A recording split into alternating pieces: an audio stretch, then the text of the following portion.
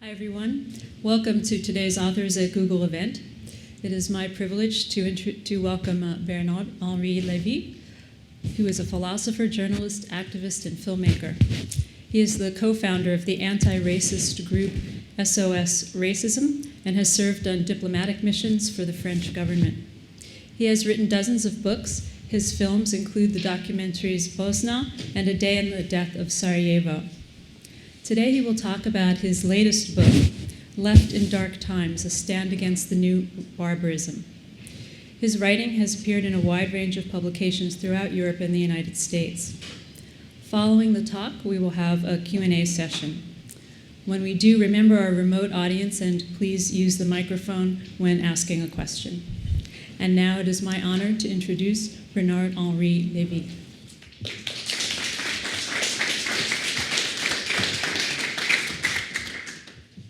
Is a little too much for me. I'm not a diplomat. I'm a free thinker, a free spirit, a free man, never devoted to any government, even mine. And I did not do that. I did that once. After September 11, a few weeks after September 11, I accepted for once in my lifetime a mission in Afghanistan, which was given by the French president, rightist Chirac, and the French prime minister, leftist Jospin. They asked me to go and spend a few months, a few weeks in Afghanistan in order to see what the situation was, what the needs were, and what France and Europe could be in order to help. So it is not missions as if I were a diplomat. I'm the contrary of that. I have no diplomatic language. I have no diplomatic manners.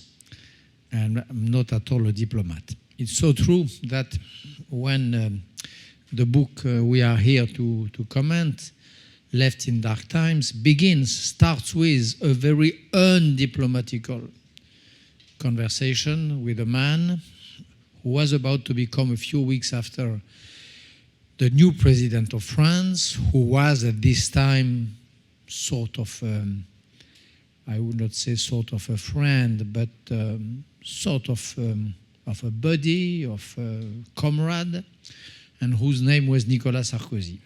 He calls me. We are in February 2007. France is a strange country, you might think, where a future president calls a writer to ask him to endorse him. It's a fact. This is one of the peculiarities of my very peculiar country. So he does that. He calls me and calls me in order to ask my support in the battle which he's waging and which he is going to win. He asked me that in a very undiplomatic way, with terrible words which are translated more or less, but the English language is so Puritan that I'm not sure that the words of Nicolas Sarkozy are translated as they should have been. Very raw and rough language. I answer on the same tone. And the conversation is, this undiplomatical conversation has for theme, for topic, when do you come and support me? You pretend you are on the left, you, Bernard-Henri Levy, but what does it mean? Left does not exist any longer. The liberals have dishonored themselves in so many circumstances. They are discarded by the very history itself. So what are you faithful to? You are faithful to a ghost of your past, a ghost of your youth whatsoever, but a ghost. One cannot be faithful to a ghost, so join me. And I hang up the phone after a long conversation with two contradictory, apparently contradictory, in fact, complementary feelings. Feeling number one, I will not vote for Sarkozy. Feeling number two, he is not completely wrong in his diagnosis, in his appreciation of the state of affairs of my left. I will not vote for Sarkozy, first part of the book, because I am a leftist. What does it mean to be a leftist? What sense this word still have in France, in Europe, in America? This book is devoted to America as much as to Europe. Sorry, but since Who Killed Daniel Pearl and since American Vertigo, I feel by a part of myself, half of my heart, quarter of my brain, I feel a little devoted to this country, taking part in its political battles, really involved and concerned by the presidential race between Mr. Obama and Mrs. Pauline. Mr. McCain is already out of the frame. So the first part of the book is devoted to try to answer to the question what being a liberal means. What is it nowadays, 21st century, in America and in Europe? Attempt to reply to this question, the question of the human rights, the question of the combination between freedom and equality, the question of the universality of a certain body of values, the question of the internationalism, which I believe belong to the inner heritage of the left, the side, the illiberal, being much more nationalist, the ethnicist, and so on. This is the first part of the book. Sarkozy leaves me with the bitter feeling that there is something wrong about all that he told me, and that in spite of friendship, in spite of all the good I think of him, in spite of the good man he is, I will remain on the left. Why? Second part of the book is devoted to recognize that even more unfortunately, I might vote for the left, but he's right. He's not the right, he's right. He's right when saying that there is really something corrupted, something rotten in the kingdom of not of Denmark, but of the left. And when I go across the big issues which the left in America, in Europe, did miss, if I go across some of the mistakes the liberals have done and are still doing in America like in Europe, I must admit that the field of the left is a field of ruins. I don't know yet that when my book will be released, America will face such a huge, unpredictable economical crisis. I don't know yet that this country, which lessons since decades all the rest of the world about how an economy should be governed and so on, is going to face this situation which 1 week ago put him at the quasi-level of a huge Argentina. But of course I don't know it. But there are some parts of the books where I don't predict that, certainly not. But I set the system of questions, of replies, of topics which lead to that. The question of regulations and non-regulations, the question of what a free market is, the question of under which conditions the free market, which is the only way of ruling an economy, can be something else than the kingdom of the greed and of the enrichment of a minority and so on. All that is in Left in Dark Times, written 1 year ago. And on other questions, which are not specially devoted to America. And about that, I must admit, that's what I wanted to say, I must admit that even if Barack Obama is personally my champion, even if 4 years ago, before Left in Dark Times, I wrote and I met the young Barack Obama. We spent some time together, and I wrote a piece in the American press and in the French one entitled A Black Clinton, which means that 4 years ago, I foresaw that this guy, because of his charisma, because of his intellectual sharpness, his smartness, his grace, and so on, had the shoulders and had the mind and had the stature to become a president of the United States. I had to admit that he was very strangely ill-equipped if he happened to have to face a situation like the one which America has to face today. Lack of work, lack of ideological process, lack of conceptual enterprise, you may name it the way you want.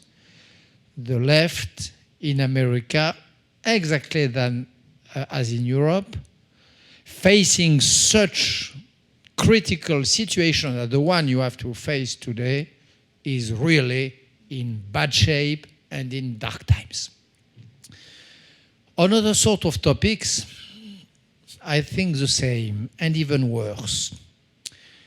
When I take one by one, which are according to me, the grand criteria, the big topics which characterize the liberal, which are the core of their identity, I have to admit that in our two countries, they often deny this principle. Supposed to be internationalist, I think that the internationalism is going backward today and that we have a return of the spirit of nationalism on the left side as much as on the right side. Universality of human rights, even worse. We have a left which, in America like in Europe, believes less and less in this universality, and which more and more believes in name of multiculturalism, in name of moral relativism, in name of political correctness whatsoever, but who less and less believes that the same rights should be deserved by, should be applied to all sorts of population. And we have a left who is more and more inclined to say and to think that, for example, to demand the strict respect of the principle of equality between women and men is a duty in America and is a racist act in, for example, an Arab country. We have a lot more and more leftists, liberals who, in name of anti-racism, and you were told that I'm the founder in Europe of a big anti-racist organization, but I have to admit that anti-racism have today, like many things of course, some sort of side effect, counter effects when led to its ultimate consequences. One of these effects being that if we demand in Pakistan or in Afghanistan or in Algeria or in Egypt the strict respect of this equality between men and women, which we find be a duty in America or in France, it suddenly becomes not a duty but an act of intolerance addressed to the peculiar landscape, to the archaic culture of the concerned country where women should be veiled, men should have the right to stone them alive if they look at a man who is not their husband, and so on and so on. This strange denaturation of the spirit of tolerance this strange denaturation of the spirit, the great spirit, of the multiculturalism, of the necessary diversity of the world, turning to be the principle of a double standard regarding values according to the place where one is born, is another of the big betrayals of the left. Another example, before going to the questions, Q&A. Another example on which I insist, there are many more. There is a chapter about anti-Semitism, which is important. There is a chapter about the very strange attitude of the left, who is, thanks God, so vigilant, so awakened, in order to ask to any people in the world some accounts regarding the past fascism. There is an accountability on fascism which is demanded to the Germans, thanks God. There is an accountability demanded to the French, that's great. In America, where there was never a victorious fascism, but a fascist temptation, America first, Lindbergh, all that. There is a right manner to say to the Americans, you should look that in face. Ku Klux Klan, you should not ignore this part of your history. You have to make the mourning of it. If you don't do the mourning of this fascist part of your history, you would never be alive again. That's great. But what is less great is that when the question arises, when the question of the past fascism happens to concern not America, not France, not Germany, not Italy, not Romania, but Arab countries, suddenly uneasiness, silence, not a word. You should not speak of that. It is not exactly the same. They are not really responsible. They did not mean it. It was just a sort of fake imitation of what happened in Europe. Usually it was an effect of the humiliation and the misery of this part of the world. They should not be applied the same principle of accountability. This again. This idea that you have some peoples who should be accountable and some unaccountable of this fact of the 20th century, which was the fascism, for me, is expressed under the flag of the tolerance. In reality, the result of that is to consider some peoples in a racist way. If one really believes that the fact of having having had some black shirts, some Nazi uniforms in the street of Cairo does not have any meaning, and that it should have in France, it is a racist way of thinking. It is not a liberal way of thinking history, and it is the worst service we can give. It is the worst way we can treat the Democrats, the human rights activists, the women fighting for freedom in the Cairo of today, for example.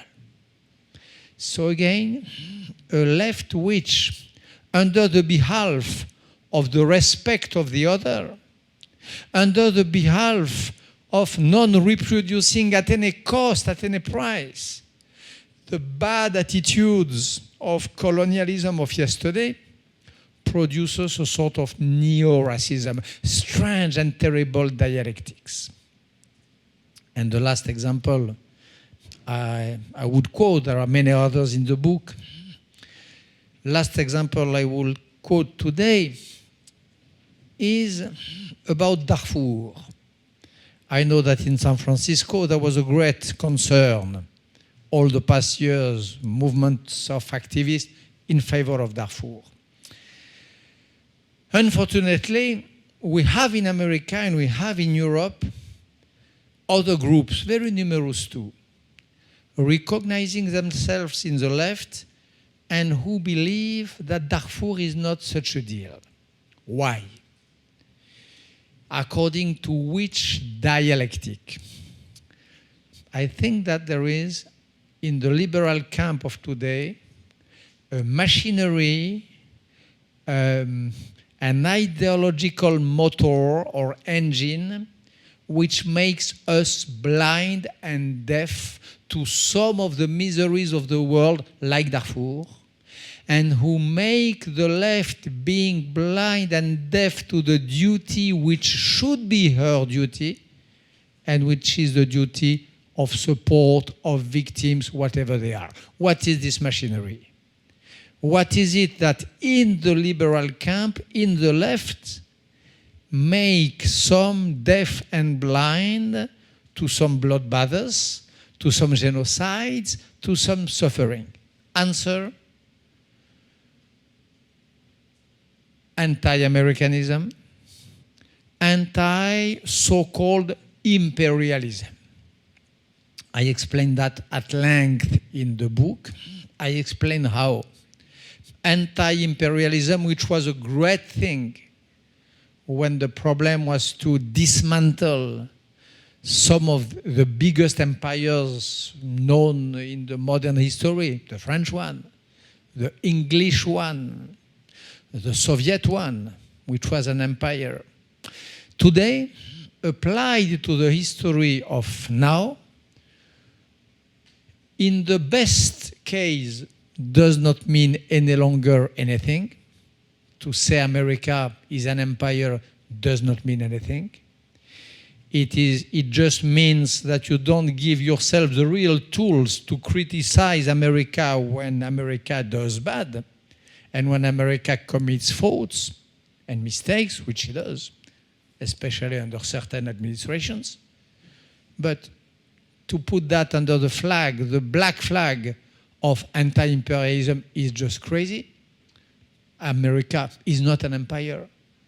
An empire does not try desperately to build a national army, to go out of the place as quick as possible, and so on. This is not an empire. But number two, this thematic, this topic, this way of thinking through the concepts of empire and anti-empire, this great narrative, this great story, as they say, Bill O'Reilly on Fox News, great story, this big story, which is supposed to oppose two big camps, the camp of the empire on one side, the camp of the anti-empire on the other side. America, England, and Israel on one side. Ahmadinejad, Hugo Chavez, and Castro on the other side. The fact of building between the two the narrative of a gigantic opposition, a military version of the Carpaccio painting, Saint George and the Dragoon. Saint George and the Dragoon. Saint George being Ahmadinejad and Chavez, Dragoon being America and Israel. This way of framing the world has just the terrible effect, unforgivable, to let fall, to drop flat, to put out of the frame a lot of conflicts. The majority of the suffering of today, who have just one problem, they are out of frame. They have nothing to do with this great narrative.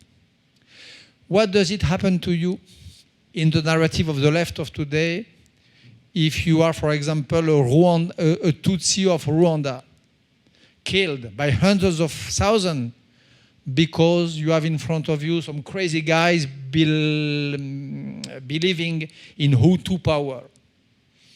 What happens to you? You are not on the American side. You are not on the anti-empire. You are nowhere. You don't exist. Nobody takes care.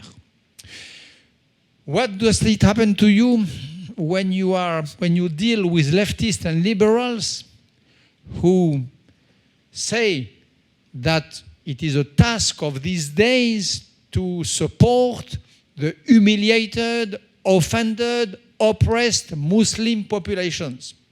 Great principle. I sign, I agree.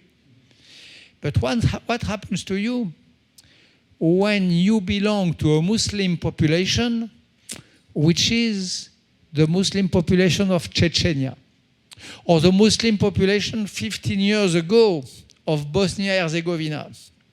What happens to you? In other words, if you are not Palestinian. If you are Palestinian, you have in front of you the devilish, horrible, full of evil America. You are a hero. Even if when you count your deads, you count a few thousand, which is huge, of course. You are the salt of the earth. But when you count your death in hundreds of thousands, like in Chechnya, and that you have not in front of you America, but Putin, the new mafioso regime of Russia, out of frame. No demonstrations, no flags in the streets, no screaming in front of White House, and so on.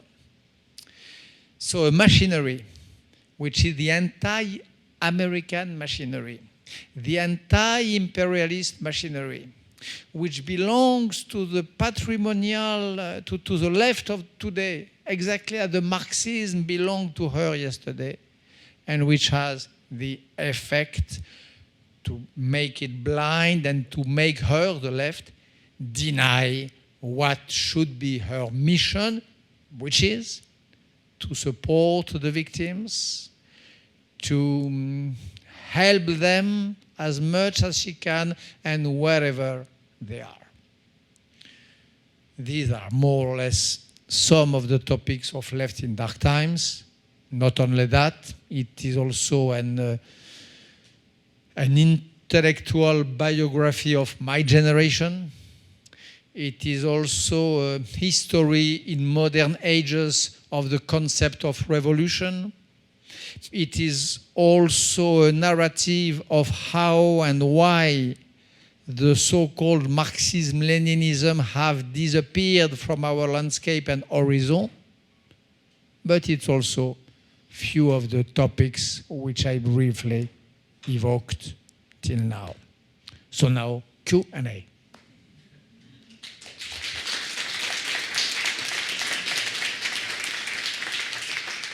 We have 25 minutes, I think. That is? Hi, thanks for that.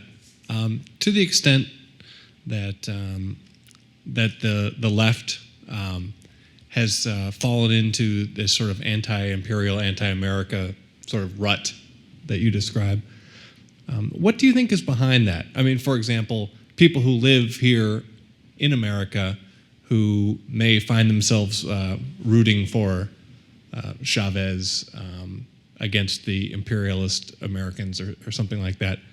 What do you think is behind that? Hatred of democracy, hatred of liberty. You can believe what you want about Bush, and I think I will believe worse as any of you believe. The only point is that in 47 days he will be out of office. And maybe out of office to leave the place to a man named Barack Obama. That's America. Not only America, that's democracy. Chavez, as far as I know, he will be there like Castro all his lifetime. Like Kim Il-jong in Korea. He can become crazy, he can lose his mind, he can lose his means of governing, he will be there.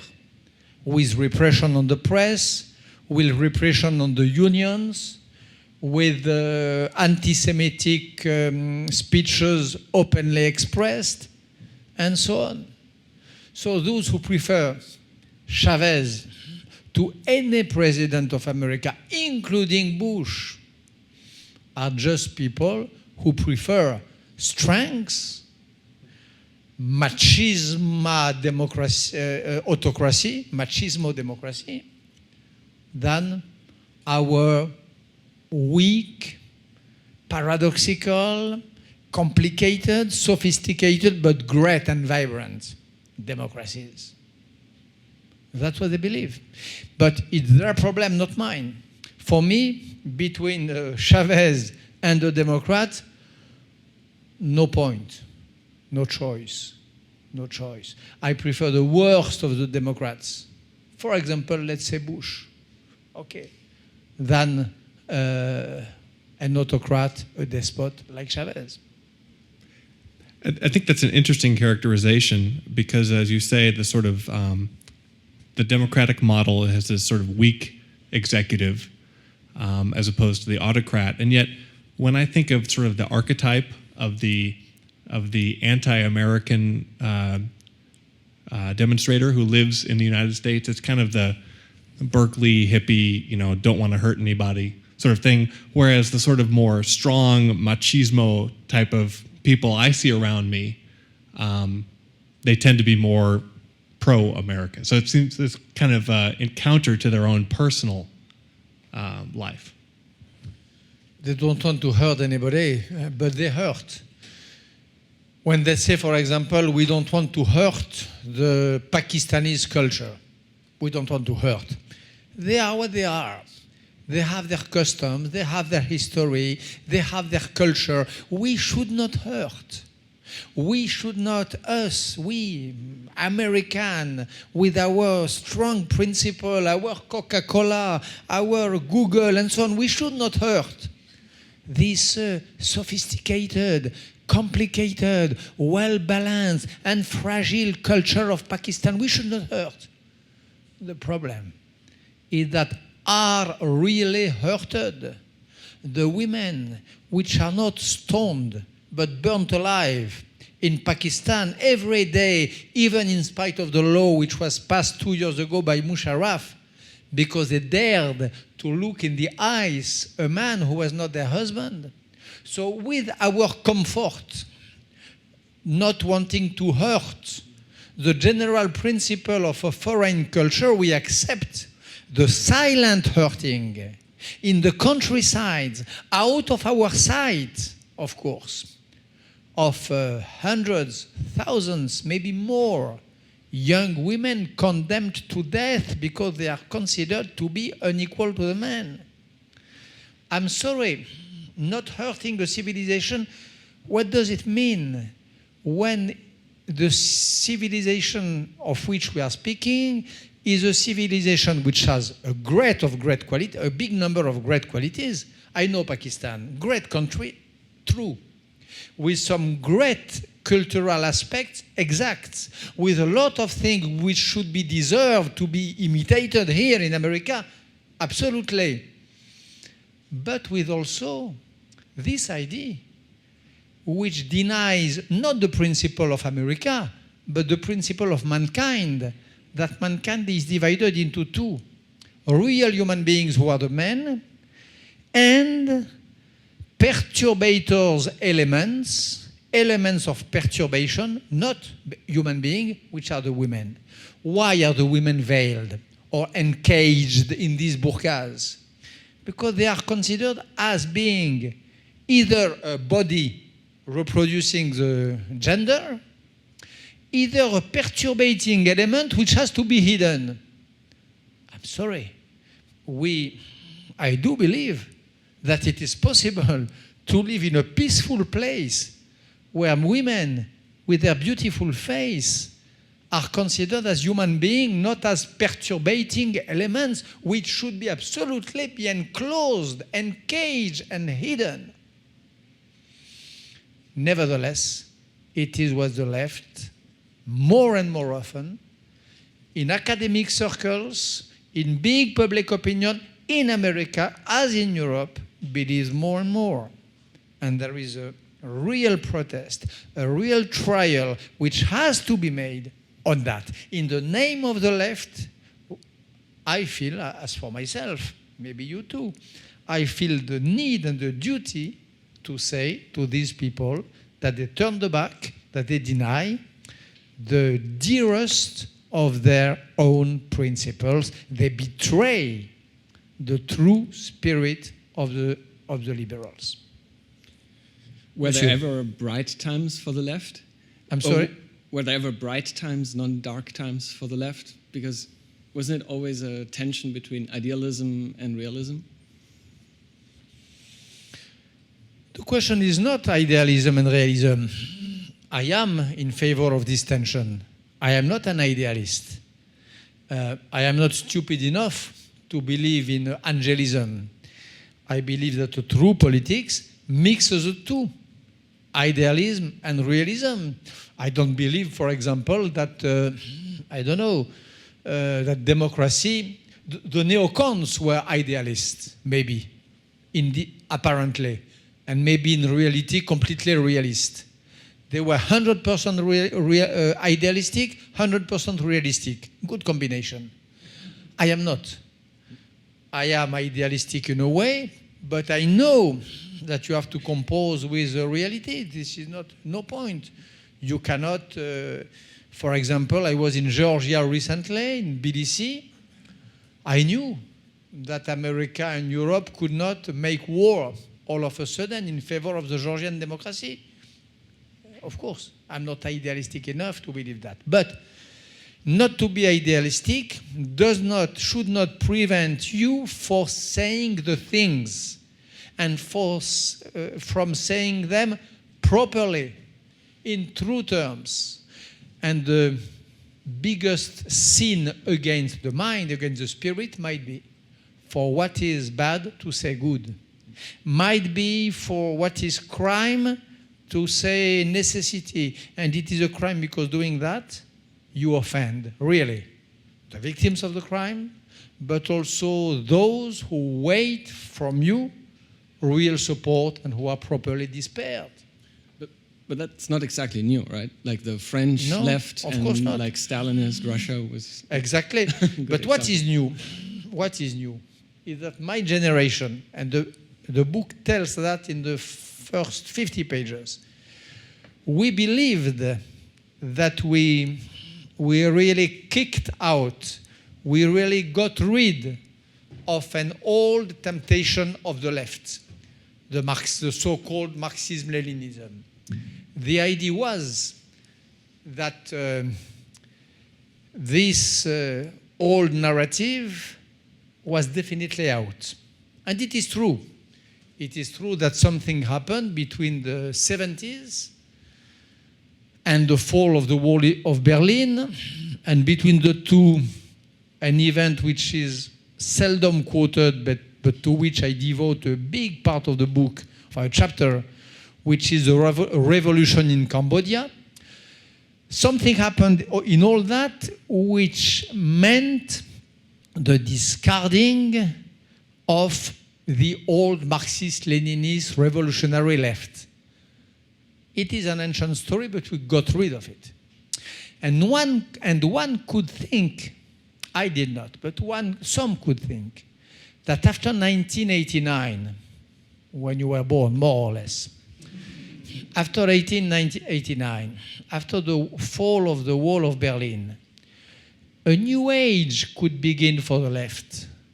A new age devoid of, getting rid of the old temptations and the old criminal attitudes. One could believe that the left could enter in the sure path, correct road of real, taking care of the real people, reform, improving the life of the average, building some real healthcare system in countries, a little rearguard like America. One believed that. It did not happen because the history of the ideas has her to horror of the emptiness. And when you have an emptiness, a hole left by the Marxism, something replaces. And my book is devoted to understand, to depict what replaced in the minds this ruined, let's say, Marxism-Leninism. So I have a question I make a point of asking all our political and journalistic guests. So you're not the first. It's often said that the US won the Cold War. So do you agree or disagree? And if so, why? I think that the end of the Cold War was a joint victory, a joint venture. Between who? Joint between who? To say it in a paradoxal and provocative way, I will say, those who won the Cold War, the joint venture winning it, is Pentagon plus Solzhenitsyn. Pentagon plus Solzhenitsyn. The biggest military power in the earth and one of the greatest writers in the world. Strangely enough, it is this combination which won the Cold War. This is to say it in a provocative way, even, of course, it is more complicated. It is not only Pentagon, it is also the public opinion in America, it is also Europe. Then it is not only Solzhenitsyn, it is all the dissidents of Eastern and Central Europe who won that with Solzhenitsyn, but it is the two forces. If you had only the sword, the sabre, the sword, would not have been enough. You had to have also the spirit. You had also to have the spiritual revolution embodied by some writers and free thinkers. This was the miracle of the... And you have a third force, joint venture between Pentagon, Solzhenitsyn, and suicide. And self-suicide. Suicide of Soviet Union by Soviet Union. There was something as a suicide too. And suicide, it is like in a private life. When you have somebody close to you who commits suicide, very hard to know why. Even if you find, generally you don't find a letter, generally, explaining the reasons. And even if you find, it is generally not the truth. So suicide plus Pentagon plus Solzhenitsyn. So I think it's pretty fair what you say about the left abandoning, for the most part, perhaps it's optimistic to say that Marxism Leninism is completely gone, but it's been abandoned to a large extent, and I think the thesis that it's been replaced with the imperialism, anti-imperialism frame is interesting, and it's a frame that you seem to repudiate. But the interesting thing about Marxism Leninism, certainly, and possibly the other frame, is that it presented a clear vision. And perhaps the vision was flawed, but it presented a vision of how a perfect world should be. It was a utopia that was posited. Wondering what your thoughts are on what replaces it. So we throw out the Marxism-Leninism, we remove the last remnants, we throw out the imperialism, anti-imperialism meme. Where is and what is the clear vision of the way that the world should be that should be espoused by the left to fill that vacuum? You are right about Marxism, half right. Marxism was not only a utopia. The real Marxism, Marxism of Das Kapital, was not utopia, was a sort of a science. And when you read Capital, you had some tools of knowledge, you had some concepts which really helped you to understand the world. And still now, I am the author 30 years ago of a Barbarism, the Human Face, devoting to explain how Marxism could be a school of slavery and so on, but till now, I believe that if you want to understand what is happening today between Lehman Brothers, Goldman, Bidule, Merrill, Truc, and so on, Capital of Marx might be not unuseful. Capital disappearing, Marxism disappearing, you have a new landscape where theory is replaced by conspiracy philosophy. The vacuum has been filled by magic, esoteric explanations, plot hypothesis, and conspiracy philosophy. which is the worst. We are in this moment now. The former Marxists have become specialists of plot philosophy, which is another aspect of this betrayal I was speaking to you before. Now, where is the left, the genuine liberalism which could be, should be opposed to the dead Marxism and to the stupid conspiracism or plotism which replaced?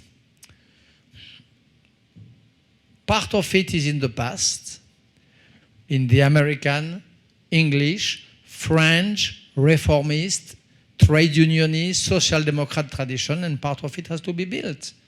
The work is in front of us, all of us. The work is in front. Things don't come at a glance. Only the neocons believe that it is enough to send some troops in Iraq in order to have in one day democracy all dressed, all armed, going out of the leg of Jupiter like a goddess. No.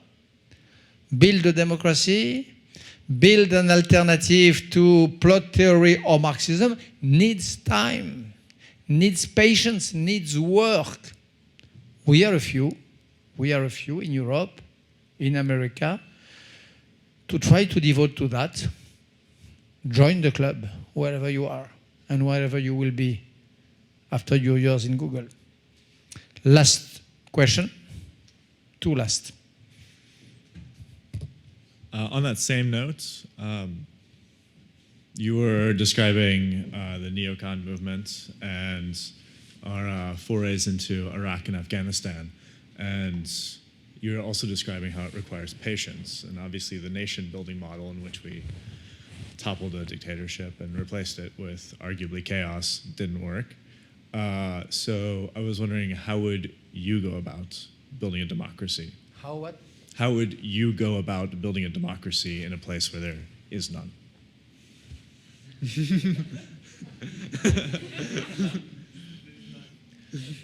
Problem is not me. You have some people. Wait a minute. Democracy is not an exotic product completely unknown to the Islamic peoples.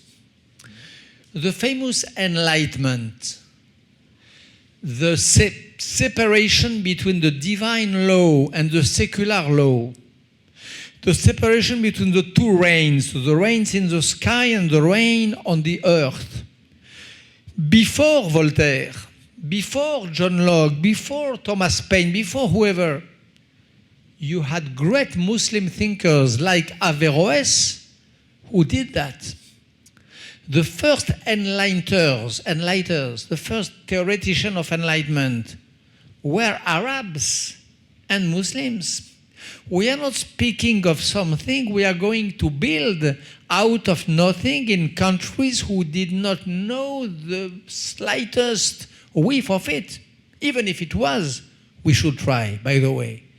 Because human rights, the right for a body not to be cut into pieces, sliced in pieces, the right for a soul not to be put into slavery, I think it's better than the contrary. But it is not a fact. The Arab countries have some secular, some democratic, some free spirit traditions. And not only they have the tradition, but they have some currents today, some trends of opinion, some big movements, sometimes silent, of course, because they are like us. They are afraid. We are afraid. We are afraid. We Westerners, European and American, we are afraid. Afraid to republish the cartoons of Netherlands because we are afraid of the reactions. We are afraid of, for example, of that. So they are afraid, the moderates in Islam. And they are silent, as always the moderates are silent in any country. Here in America, Mr. Farrakhan, who does not represent a lot, but who surely does not represent the African-American community, shouts a lot. The Reverend Wright shouts a lot. the extremists shout always more than the moderate, but it does not mean that the moderates don't exist. So how to build a democracy in the Arab world? By supporting those who want it and who are much more numerous. Believe me, I'm a great traveler. I went in many of these places. I spent some of my time. You have the people, much more than we had people resisting the Soviet Empire inside Soviet Union at the time of the Cold War. So what we did for the handful of dissidents in Soviet Union, Poland, Czechoslovakia, and so on, what we did, what you did, American, for the handful of free spirit, we should do it for the huge number of free spirit existing in Pakistan, in Syria, in Egypt, in Jordan, maybe in Saudi Arabia. I don't know, I never went, but I suppose. In Iran, this I'm sure. You have really a huge part of the population who believe that Ahmadinejad is the worst news who happened to them since ages. So how do I do? Helping these guys, helping these women. I very much liked your presentation, but I couldn't help from thinking, why is this dichotomy to preserve left and right is even necessary? As you have said on your own, the banner of the left is being picked up by some scoundrels and some rogue states and some basically political and ideological hooligans of sorts. The flag of the right is being carried by professionals who don't want to deal with everybody else and who much rather would run their own project. And as a result, don't you think that there is just one big effort to create the major world ghetto where you would have a gated community with clean air, clean water, efficient democratic politics, and everybody else? I mean, how much news there was about Rwandan genocide in here? Half of the country was listening to the domestic news channels, probably. And to sort of take your own example about the voice of oppressed Arabs, for instance, yes, there is a media platform for oppressed Arabs, say, in Palestine, but how much of the Arabic voice from the states of Qatar or states of Oman do we hear, who are much better off than probably a lot of Americans are? So I wanted to solicit your opinion about that. You are right, it's a question, and you are speaking, and it is, I'm not joking. I'm not joking because it put me at the moment in an abyss of reflection. You are speaking like Sarkozy in this conversation. No, really, no, but why not? What does left and right mean? What does it mean? Why should we be faithful to one or the other? Why should not the men and women of goodwill join, etc.? It's a possibility. I don't exclude it. It is part of the book, of the process of my internal whisper in my mind when I begin this book. It's true. Nevertheless, I believe it's better to keep that because it means the movement of the history of ideas, the debate of opinions, depends on some very old clays of significancy. Right and left, they are full of history, full of memories, full of living and dead names, and so on. It is like families. So it is like life, right and left. It's like Democratic and Republican Party at the end of the day. In the Republican Party, you have some progressive. In the Democratic Party, you have some conservatives. A Democrat of the South is often more reactionary than the former mayor of New York, Ed Koch, who is supporting Bush, but who is a Democrat. Or maybe he's a Republican now, but a progressive Republican close to Hillary Clinton, but supporting Bush. So, of course, left and right, let's say it is like the Democratic Party and the GOP, the great old party, the Republican Party in America. It is a dividing line, but it is not the only one. You have some dividing lines which divide these ones and which complicated them. You have to take all that into account in order to have the most vivid, vibrant debate as possible. Thank you.